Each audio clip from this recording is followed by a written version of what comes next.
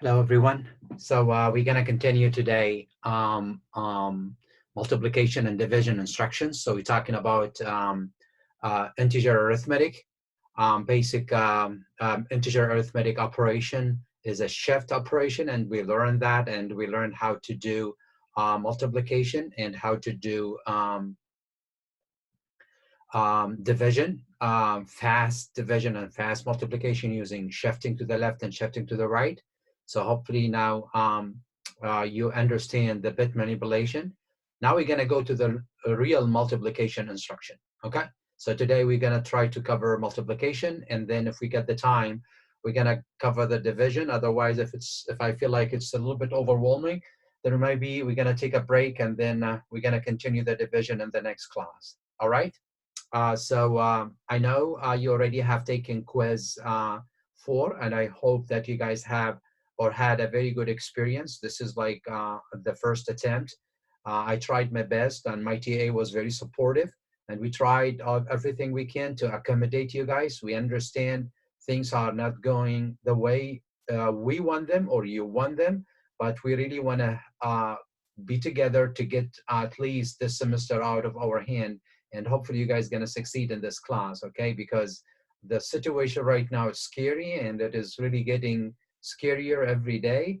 And I understand that you have a lot in your plate, and I understand that you have a lot to handle, and some of you are working. They need to figure out like to put food on the table. I do really understand all of that.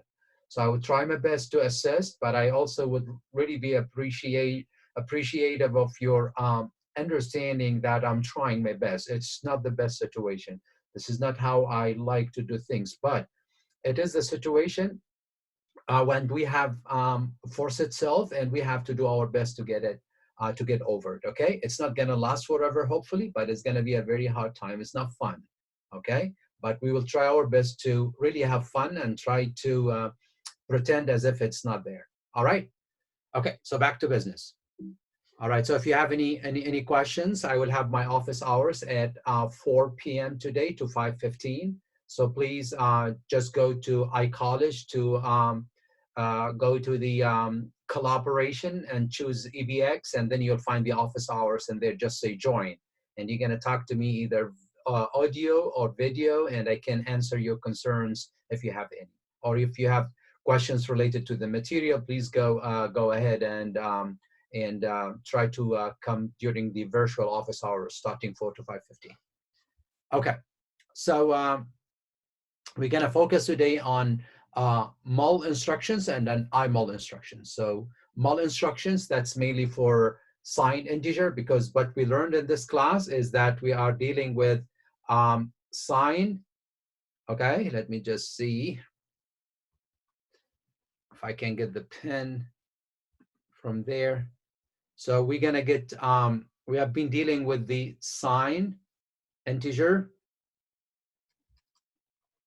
and we also been dealing with the unsigned integer, right? So we understood that multiplications, subtractions, additions, and carry flags, they all are mainly based on those the nature of the number, which is integer. We have been just handling the integers so far.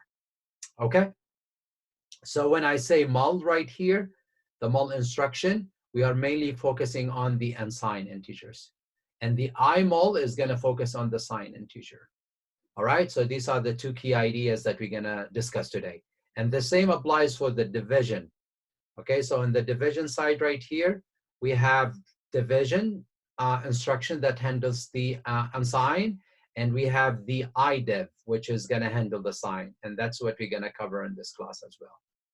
All right, and if we get the time, we're going to look at the some examples. If we don't, you're going to see them in the lab anyway. All right, so let's move on. So the whole idea right here, it's to see that, as I said, we're going to handle the unsigned. Okay, we're going to deal with the unsigned, and this instruction is going to handle integer of any size, 8-bit, 16, or 30-bit operands. Okay, and we're going to see that that is going to be AL, AX, EAX, or any of the other general purpose registers. All right. So if you remember back in the days, if we say 4 multiplied by 5, right, guys? So this is going to be what? 20. So what's 4?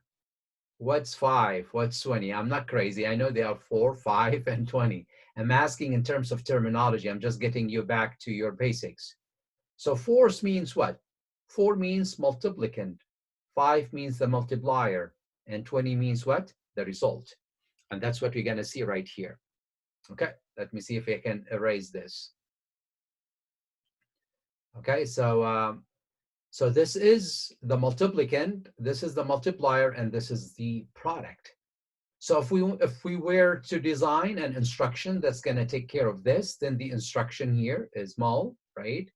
So this should consider multiplicand, multiplier, and product. So the designer has to think about a container or a space that holds the multiplicand, another one that holds the multiplier, and another one that holds the product. So these are all handled with what, guys? Must be handled with the mul. So the designer, whoever designs mul, has thought about these because that's the nature of the operation. So we need a hardware to capture this. So if you look at the instruction right here, it only takes one operand, which is very strange, right? And this operand could be a register, or it could be a memory, either one. Okay, but it only takes a multiplier. So where is the multiplicand and where is the product? It seems that the instruction is already being pre-programmed, or it knows. It assumes that you're gonna assign the multiplicand to a specific register. It's gonna make that assumption. And it will produce the result and save it in a default register. And we're gonna learn those, okay, in the upcoming slide. But is it clear now? So the mul only gonna say, if you wanna multiply a number, it's just gonna say mul, which is weird. This is not how we do mul. We're just gonna say, give me either a register or a memory. And I assume you already have your multiplicand somewhere, and I will get you the product somewhere, so you better know how it works. Okay, so that's exactly what the mul is telling you. In general, when we say mul, like what you guys see in the Raspberry Pi, it's just gonna say A and B, and then you know this right away, right? This is not how it works in x86. So the instruction is different. Let's look at the details. So the multiplicand right here, the one that we talked about, like the 4, if you want to multiply 4 by 5, right? Okay, so that's my 4, the multiplicand right here. You have to assign it to AL. You must. So you don't have a choice, because mul is going to go to EAX. And it's either going to go to AL or AX or EAX. It depends on the size of the number. If whether you are doing 8-bit multiplication, 16-bit multiplication, or 32-bit multiplication. If you want to do 8-bit multiplication because you know your numbers are small, then just go ahead and assign the number to AL. All right, and if you want to multiply it by 5, this 5 cannot. Do you see immediate here? So you either assign it to a memory or to a register. So if we were to do this, we're just going to say move, right, to AL5, right? And then we have also to 4, sorry, I forgot. And then we're going to say move to what?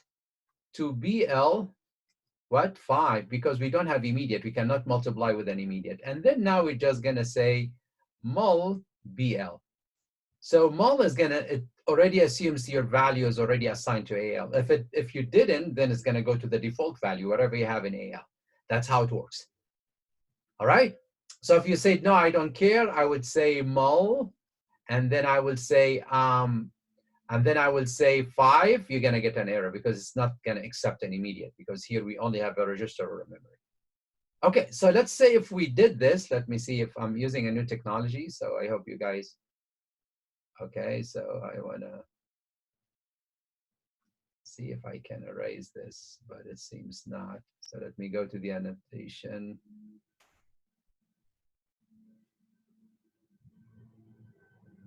And then let me see if I can clear my drawing, clear. Hopefully this is something that we're going to clear. No, it's not working. Okay, let me see. Clear all drawing. Oh, it's not. Anyway, ignore it now. All right, so if you want to do it that way, it's not going to work. All right, so now where the result is going to go if we say mul BL, so the result automatically is going to go to AX. Interesting.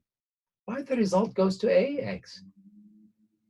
So what will happen to AL is going to be overwritten by the result because this is AH, right? And this is our AX. Right, guys? So it's going to overwrite. But why? Why the result is when you do 8-bit, the result is going to go to what? 16-bit. And when you do 16-bit, the result is going to go to where? It's going to go to 32. And when you're going to do 32-bit multiplication, the result is going to go to 64. So if you see it right here, the whole idea right here, guys, is what? Because the product is always twice the size of the multiplicand and the multiplier. So the product must be large, must be larger, or it must be a large space. Because multiplicand and multipliers, the product that they come out of them is always going to be greater than them. Okay? So the designer thought it has to go to twice the size. If this is 8, then twice, 16. If it's 16, then it's 32. But if you look at the 32, it's a little bit weird, right? We have a colon right here, right? We have these two dots. This is just saying one thing, right? This is saying concatenate. It's going to concatenate dx with ax. All right, so why we do this concatenation? Because why not just saying EAX in here?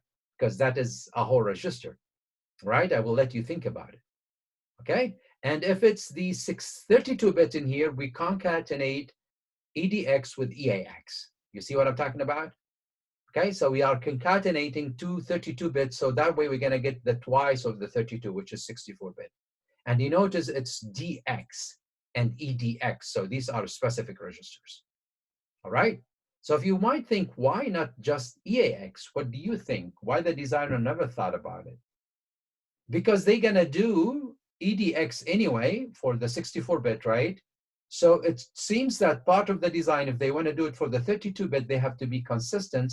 They have to do it at the 16-bit as well. Okay, so you might think, why didn't they do it here? DL to maybe AL. Do you see what I'm talking about? Why not they make the AX right here? Okay, so it has a design reasons. I'll talk about them later if the time permits, okay? But for now, we know that we need it twice of the multiplicand. If the multiplicand is 8, we need the product to be stored into an AX 16-bit, 32 and 64.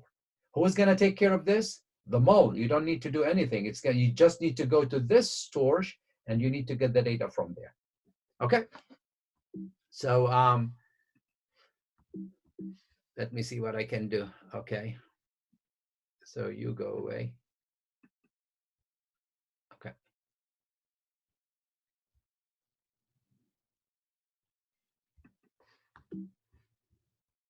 Right.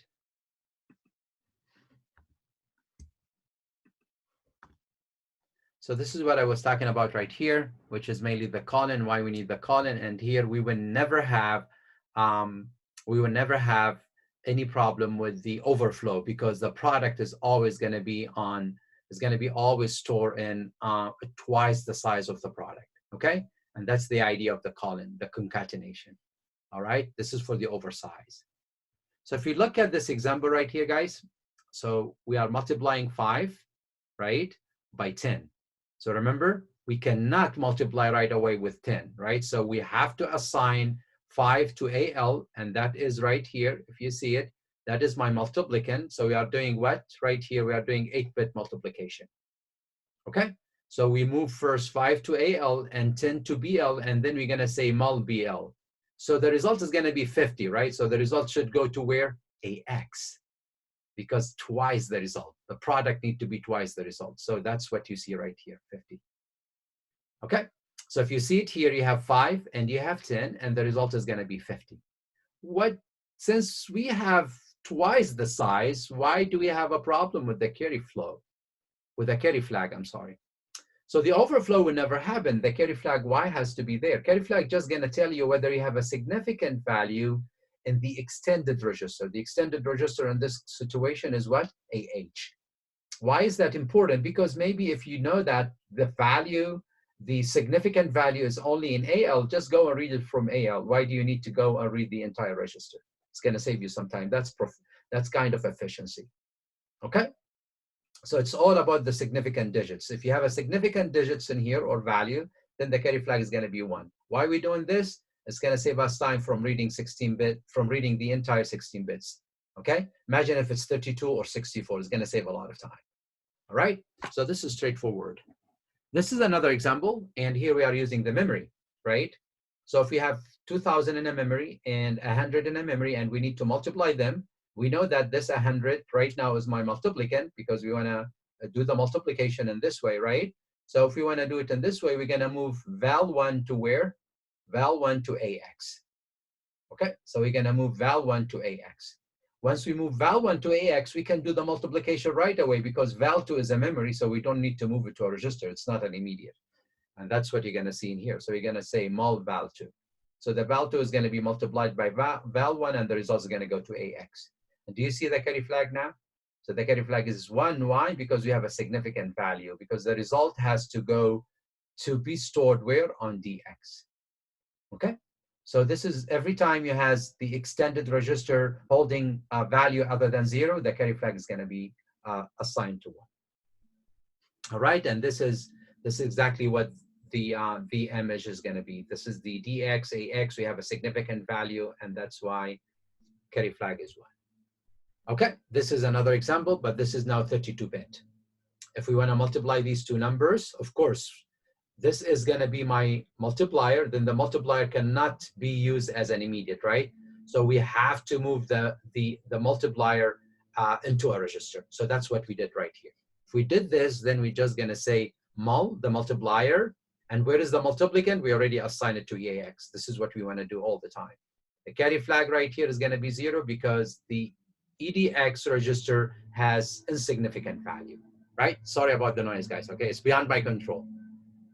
All right, so if you look at the picture right here, this is exactly what we did.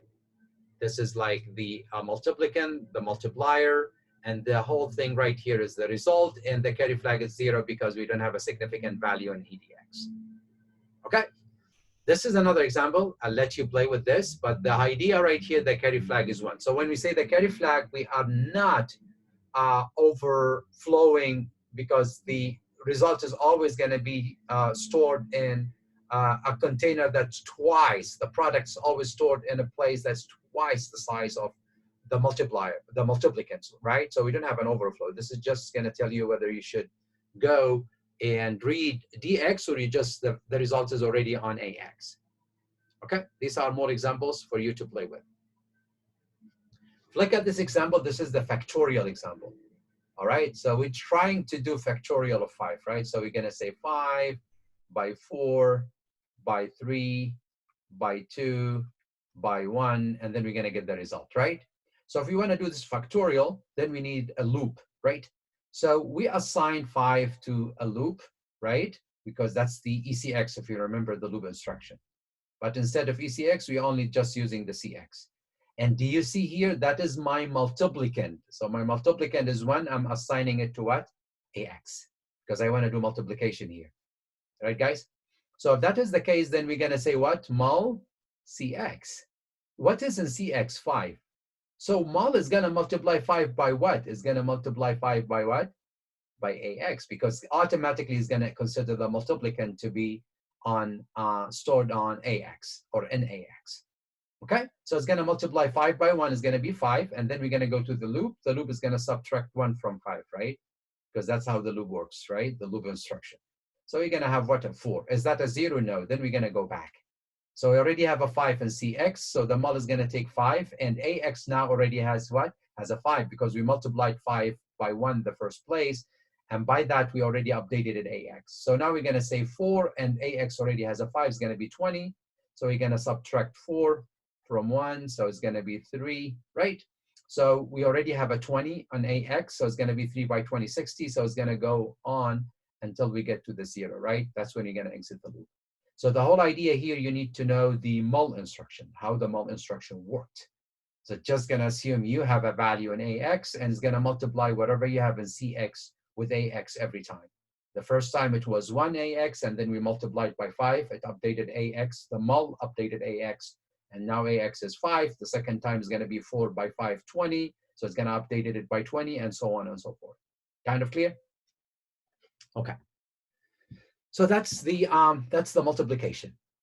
All right, so you just need to think about the multiplication. You have the multiplicand, and you have the multiplier, and you have the product. And mul only consider the multiplier that you need to assign. That's what it considers everything, of course. But it requires that you provide the multiplier. And the multiplier must be either a memory or a register. Once you do that, then it assumes that if you're doing 8-bit register, you assign the value to AL. The multiplicand. Okay, that's what I mean by the value. Or if you are doing a 16-bit, you assign it to AX. If you're doing a 32-bit, then you must have assigned it to EAX. And that applies to BL, of course, and BX and EBX, okay, and the rest, ECX and so on. Is that clear? So now we're going to go back and focus on the IMUL. So what happens if we want to multiply sign integers? So you might say, why that is different? Let's look at this example. Let's say if I say you have 5 multiplied by negative 5, 4, sorry, multiplied by negative 5. So the result is going to be what? Negative 20. You see what I'm talking about? So if you're doing 8-bit register, so the result is going to go to AX, right? So if you have a negative result right here, we must extend this with the sign. So this is going to be used for the sign, right? So you're going to have an issue right now because we have to extend the sign. We cannot say the result is 20. The 20 should go here, and the sign should be extended right there. So the luxury that we had, or we have seen in the mul instruction, in the mul instruction, we have twice. The product is always twice, so we don't have an overflow. Now it's not. All right. So this is the whole idea. So it does the same thing. It's going to do 8, 16, and 32-bit sign integer. Okay? But the whole idea right here, guys, now it has to preserve the sign. That's what I showed you right now when I multiplied 4 by negative 5. So it's going to be negative 20. Then it has to extend the sign to the what? To the concatenated register, right? Or to the extended register. All right? So that's very important. So there are 3 ways to do this. We have either we do it with 1 operand, with 2 operands, and 3 operands. 1 operand, this is very similar to the mul when you use the mul, okay? But when we do these are very different. So here we no longer gonna follow any of the rules that we learned right now about when we use mul. Right here, it's gonna be similar to the mul rules. Okay, so twice the result, you're gonna go to EAX, you have to assign the value to EAX, and it's gonna be in EDX or DX. So all of these are gonna be broken, all of these rules, they're gonna be broken once we start 2 operands and 3 operands. Okay, so let's look at that. So with the 1 operand right here, it's exactly the same, like the mul. You have to have the multiplier assigned to the mul, and the mul is gonna exactly the same. It's gonna give you the result in AX if it's an 8-bit. If it's 16-bit you're doing, the result is gonna go to what? DX AX. And when I say DX, guys, AX, so which one is the lower register? This is the lower register, right? Because both of them, they create 1 register. This is 16-bit register, right? And this is another 16 bits register. So that's the lower byte. If you remember when you go to AX, remember that? In the AX, this byte is what? The AL, and this is what? The AH. So this is the lower byte, this is the higher byte, exactly the same. This is the lower register, this is the higher register. That's why we had the carry flag, if you remember. The carry flag is 0, then we don't need to go to the higher register, right? But if it's 1, then we have to read the entire thing. All right, so this applies right here as well. Okay, so it's similar. The only thing now, this I is going to consider the number as either 7 or maybe -7. It's going to be very sensible. I mean, it's going to make sense of what the magnitude of the value and what is the sign of the value. And if you do this in mul is not going to look at -7 as -7, just going to look at whatever that representation is in the unsigned domain. Of course, this is going to be considered as a 9, so it's not going to see it as a -7 if you use mul. But you are focusing where? In imul. All right? So let's look at the example right here. So here we have 48, and we multiplied it by 4. Okay? So we want to multiply 48 by 4. So what's 48 by 4? This is 48 by 4. So 4 by 8 is going to be what? 32, right, guys? So we're going to have 2, and we're going to have 3. 4 by 4 is going to be what? 16, and 3 is going to be what? 19, right? So the result is 192. All right. So the result here, if you look at this number, is this really 192? So this is 0, 0, 0, 0. And this C is what? A, B, C. 10, 11, 12, right? So 12 means what? 0, 0, 1, 1. So this is what? This is 128, right, guys? Right? And this is what? 32. Sorry, 64, I'm sorry. So this is 128, right? And this is 32 in terms of order, right? This is 1, 2, 4, 8, 16, and so on, right? So if you add these one together, this is 12, right? And this is 1, 2, and 6, 8, and 1 is going to be what? 9. So this is 192. So this is similar to this. So the value right here should be what? It should be negative, right? Why it should be negative? Because we actually exceeded the range because we are doing 8-bit register, right? And it's signed. So the best we can do, it's 0 to 127, right? Is this 192 within this range? No, it already went into the negative range, which is -1 to a negative what? To a negative 128. So it's already out of range, this number. So that's why the overflow is 1 now. So we have an overflow problem, right? Remember when we were doing mul? Never overflow problem. But right now, that's the overflow. We have a problem. Why? Because this number is a negative number, right, guys? It's a signed number, so the most significant bit is a 1. It should extend this to here, but it did not. Why? Because it multiplies two positive numbers. So the result should be positive, and that's what it did. But the result, in fact, is negative because 192 is going to be somewhere in the negative space. All right, so that is one part. And the example 2 right here, if you can look at it right now. So this is, we're multiplying this number, 8,760, right? And then with the 100. So if you multiply these together, we are getting this number, right? So the number is going to be like this, F 8, 7, 6, 0, 0, 0, right? So that's the number. So it seems that this is a negative number, not a positive number, because remember, I stands for the sign, right? That's the sign integer. So if that is the case right here, then we have a problem, all right? We are multiplying two positive numbers, but it seems, again, we exceeded the range. We know the range of the 16-bit, right, is going to be what? It's going to be 30,000 something, right? 30,700, I believe, 68, if I'm not mistaken, right? So that's exactly when we say 2 to the power 16, and it is the sign range, right? So when you multiply these two numbers, you're getting a very crazy number. So the whole idea now, you're getting that the sign is the number is out, the sign number is out of range. So you're getting the overflow one. All right, so in this case, when you multiply these two numbers, though this is now a negative number, do you see it? So you multiply this, and the lower byte right here with the lower 4 bytes, the number is what? 8. So 8 means what? 1000, right? So the sign already been extended here, and the number within range, so the overflow is 0. You see the idea, guys? So this is how the imul works. Okay, when we have one operand, so it's identical to follow the rules of the mul, except for that now it observes the sign, and it kind of reports the overflow. So the overflow in the mul, we never looked at the overflow. We just use the carry in the mul, right? We just use the carry flag to know whether we should go and read the extended register or not. So if the product took the entire space, then we need to go there and read the entire number. If it's not, then we have to stop right there. Okay? So that's exactly what the mul is. And in imul, we have the overflow. Why overflow? Because it's imul, it's sign, and overflow goes with the sign. And we have a size problem, and we looked at that right now. Okay? And Intel completely came up with a new design. They said, we hate to use just mul. Okay, they said using just mul, imul, I'm sorry, by just one operand, it's not a good idea. They need to have two operands. They start to move away from their first design.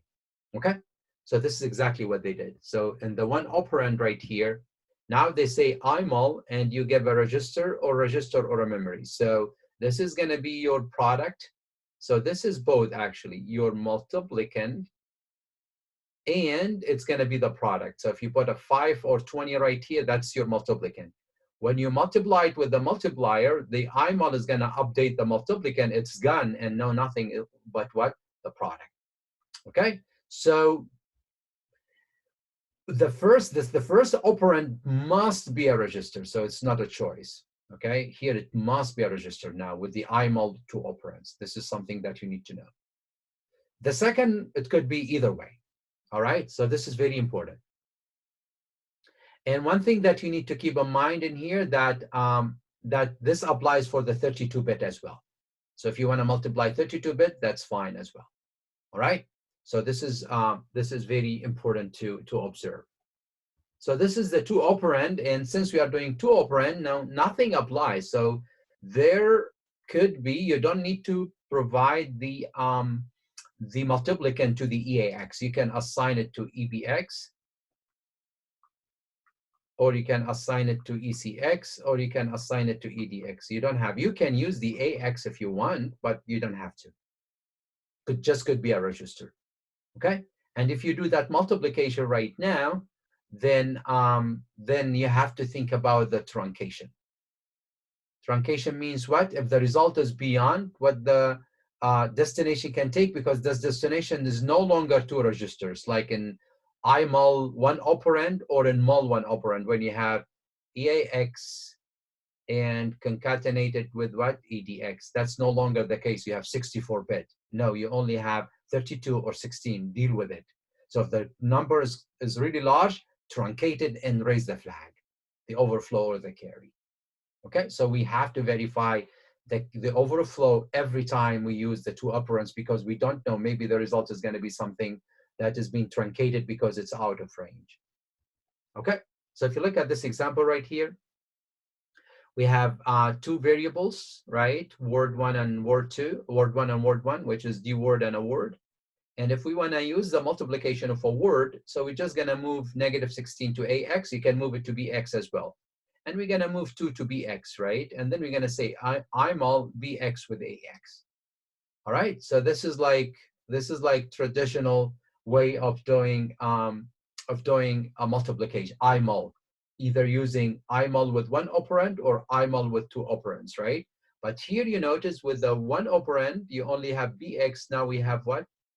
BX and AX, and that's something new. And the result is going to go where? It's no longer going to go to EAX or AX. It's going to go to the destination, which is the BX right now. Okay, so BX has what now? -32, because you multiplied -16 with 2.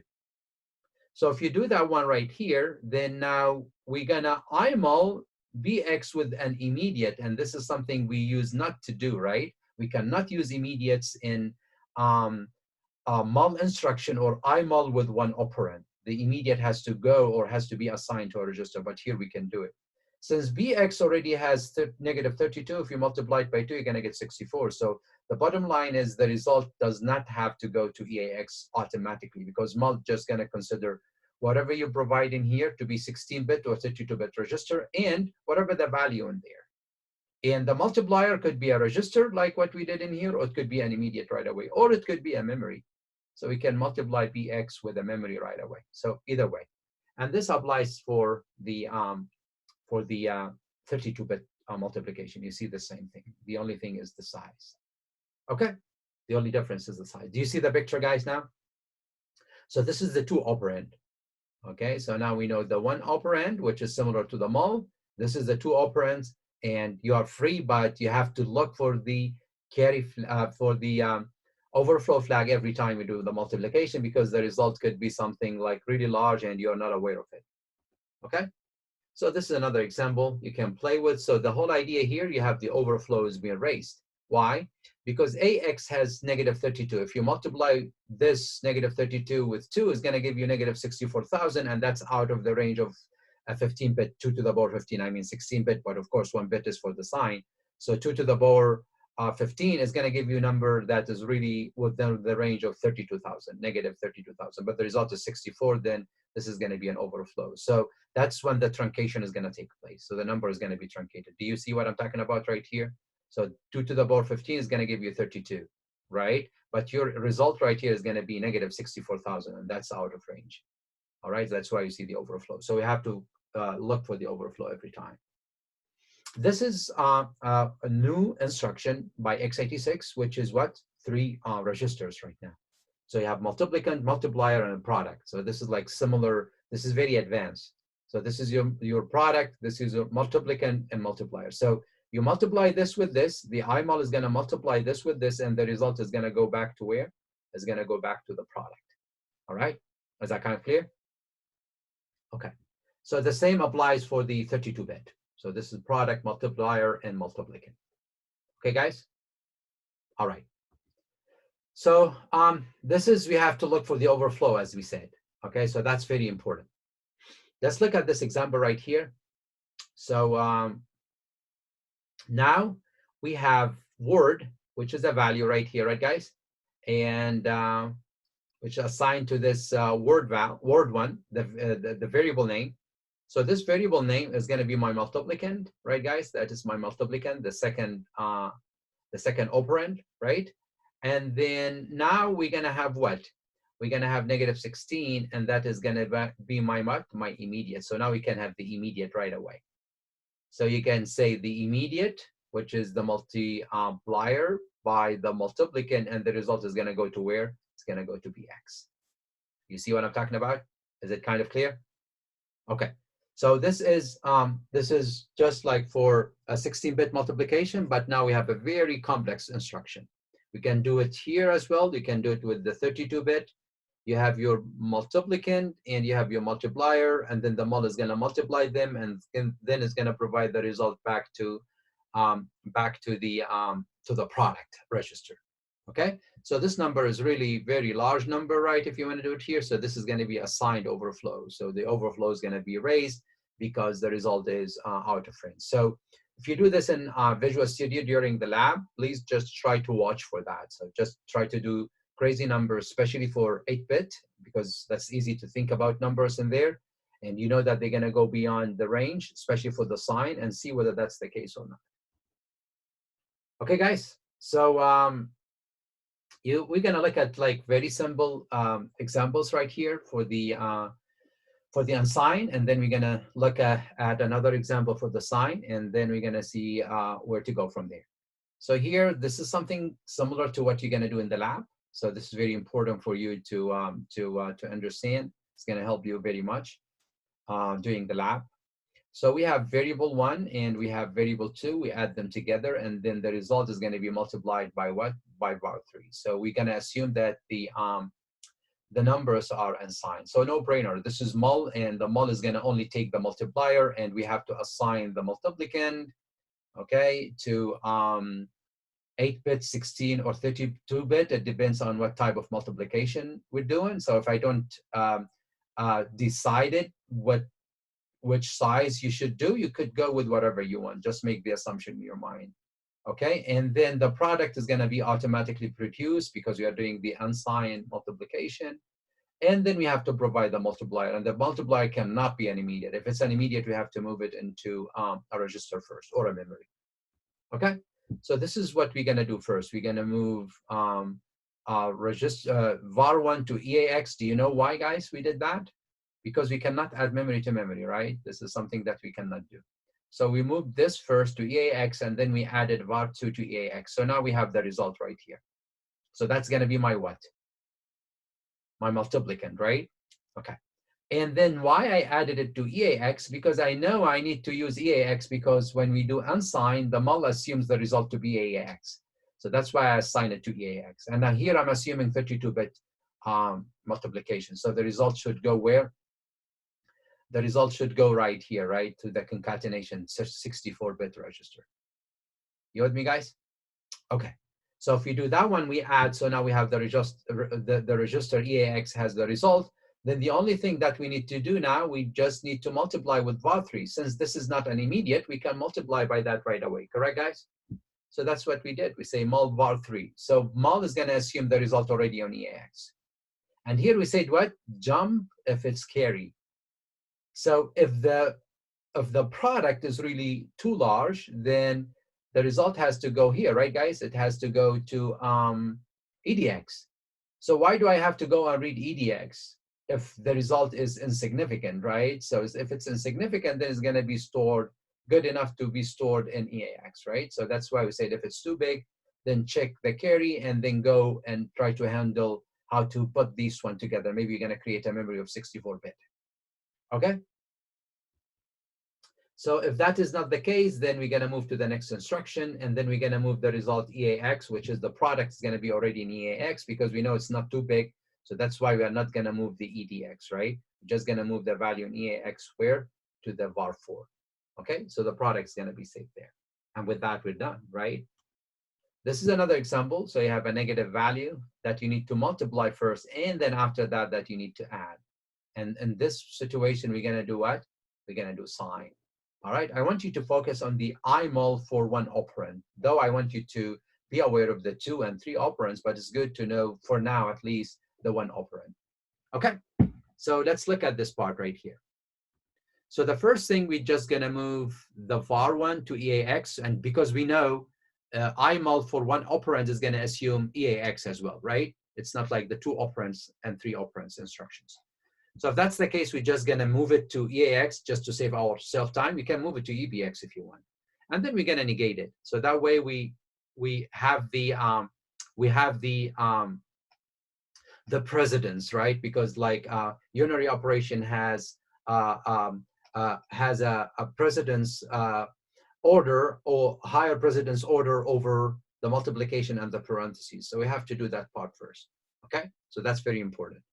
All right, if we do this, then we have a memory right here, right, guys? So if we have a memory, we're just going to say imul var2 because it's going to assume right away that the result already in EAX, and we already have negative var1 already assigned to what? Assigned to EAX, so it's already there. So we're going to do the multiplication. We're going to jump if it's overflow, right? If it's an overflow, then we know that the number is really too big, right? So we have to go and we have to look into the result. We have to look at, at the result in this particular part right here, right? So we have to go and read what's in EDX. If it's not, then it's sufficient to move the value in EAX. All right, so this is what we did. So if it's not too big, then now the result already gonna be, it's gonna be added to EAX because now the whole result right here is gonna be stored on EAX, right? Because that's where we did the multiplication. So if that's the case, then now we want to add this part to this part, right? So that's when we have the addition. Okay, since the result has to go back to EAX, so we are not going to do anything. So with that, we were done. Okay, kind of clear? You're going to have an example in the lab, so hopefully that's gonna give you the time to play with this more. Okay, if it's too big right here again, when we do this part, if it's too big, then we have to check for the overflow. Maybe the result is going to be on the EDX as well. All right, so with that, we're done with the multiplication. So just keep in mind that the mul and the imul. All right, and when we go to the imul, just focus on the one operand. All right, and one operand just similar to the mul in here. But if we go to the 2 and the 3 operand, you should also learn and play with them. But I want you to focus mainly on the one operand. We're gonna take some break, and then we're gonna move into the division. All right. So I hope you guys enjoyed it. We're gonna have office hours, as I said in the beginning.